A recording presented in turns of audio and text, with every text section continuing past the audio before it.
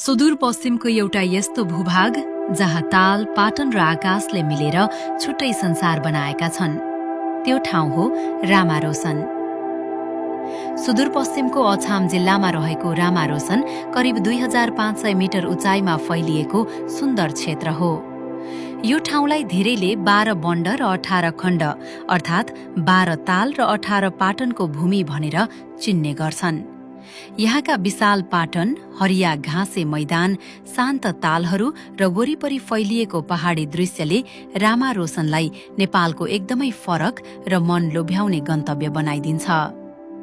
यस क्षेत्रको सबैभन्दा ठूलो ताल जिङ्ले ताल र सबैभन्दा ठूलो पाटन किनिमिनी पाटन मानिन्छ।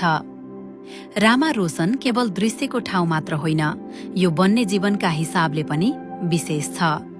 यहाँ डाँफे सहित विभिन्न चराचुरुङ्गी देख्न सकिन्छ र यो क्षेत्र वन्यजन्तुहरूको वासस्थानका रूपमा पनि परिचित छ। यहाँ मृग, जंगली बँदेल, ब्वाँसो र कहिलेकाहीँ बाघ समेत देखिन सक्ने बताइन्छ।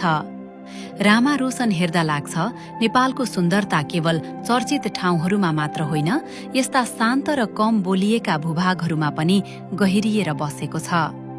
यस्तै नेपालका सुन्दर कथाहरूका लागि पृथ्वी स्टोरिज सँगै रहनुहोस् र सब्स्क्राइब र फलो गर्न नभुल्नुहोला।